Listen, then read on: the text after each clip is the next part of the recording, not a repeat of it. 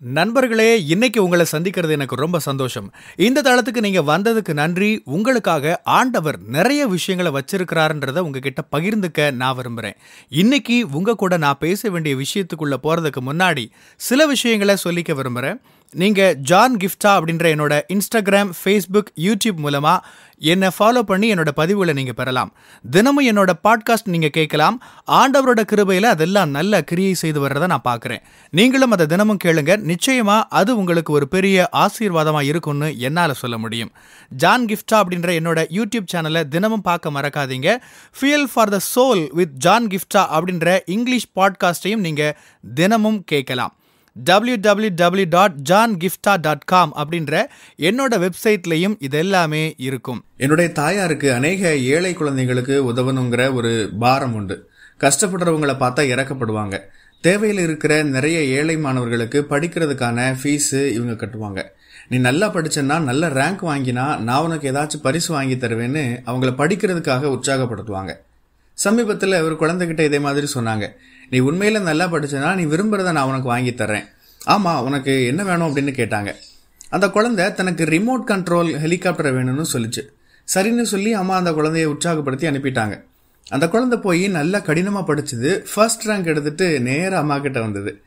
இங்க பாருங்க மிஸ், நான் நல்லா படிச்சு ஃபர்ஸ்ட் ரேங்க் வாங்கிட்டேன், எனக்கு ஹெலிகாப்டர் வாங்கி தாங்கன்னு கேட்டது.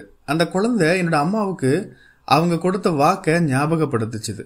ஏசாயா 62:6 GNT வெர்ஷன் என்ன சொல்லுது? அவர்கள் கர்த்தருக்கு அவருடைய வாக்குகளை நினைவுபடுத்தி அவர் அதை மறக்க விடாமல் பண்ணுவார்கள். சங்கீதம் 119:49 கூட பாருங்க. சங்கீதக்காரனும் இதே தான் சொல்றார். நீர் என்னை நம்ப பண்ணின வசனத்தை உமது அடியனுக்காக நினைத்தருளும். ஆண்டவருக்கு அவருடைய வாக்குத்தத்தத்தை தொடர்ந்து நினைவுபடுத்தினார். நீங்க ஏசாயா 62:6 மெசேஜ் வெர்ஷன்ல பாத்தீங்கன்னா இப்படி சொல்லப்பட்டிருக்கு, கர்த்தர் தாம் சொன்னதை நிறைவேற்றும் அளவும் அவரை அவர்கள் அமைதலாய் இருக்க ஒட்டார்கள், இருக்க விட மாட்டார்கள். மற்றொரு மொழிபெயர்ப்பு சொல்லுது, எருசலேமே உன் மதில்களின் மேல் பகல் முழுதும் ரா முழுதும் ஒரு காலம் மௌனமாயிராத ஜாமக்காரரை கட்டளையிடுகிறேன்.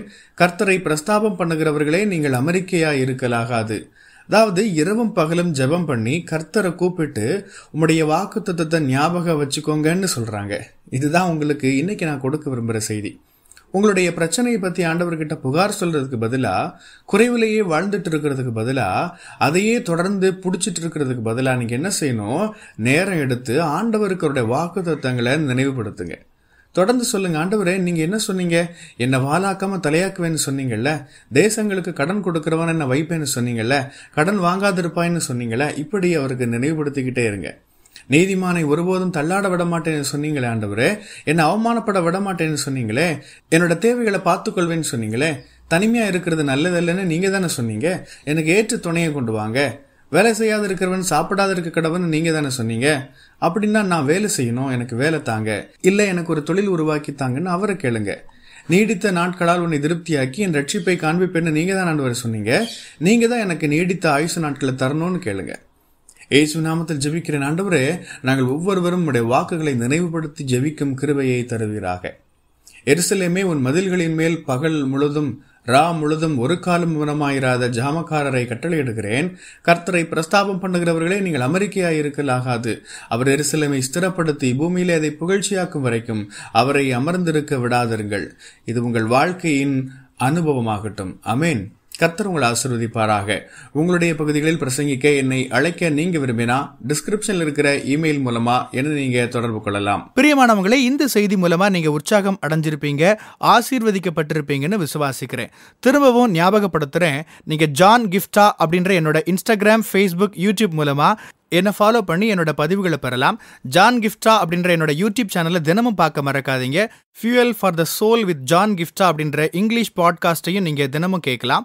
பாட்காஸ்ட் எபிசோடுக்கு நீங்க உங்களோட ரேட்டிங், ரிவ்யூ கொடுத்து ஷேர் பண்ண மறக்காதீங்க. www.johngifta.com அப்படின்ற என்னோட வெப்சைட்லையும் இது எல்லாமே இருக்கும். இந்த ஊழியத்தால நீங்க ஆசீர்வதிக்கப்பட்டிருந்து மற்றவங்களுக்கும் இதே ஆசீர்வாதம் சேரணும்னு விரும்பினா, நீங்களும் எங்க கூட சேர்ந்து ஆண்டவரோட ராஜ்யத்தை கட்டுற இந்த பணியை உங்களோட நிதி ஆதரவு மூலமாகவும் தாங்கலாம். கூகுள் பே அல்லது நெட் பேங்கிங் அல்லது பேபால் மூலமா நீங்க ஆதரவு தரலாம். எல்லா விவரங்களையும் டிஸ்கிரிப்ஷன்ல நீங்க பார்க்கலாம். ஆண்டவர் உங்களை ஆசீர்வதிப்பாராக.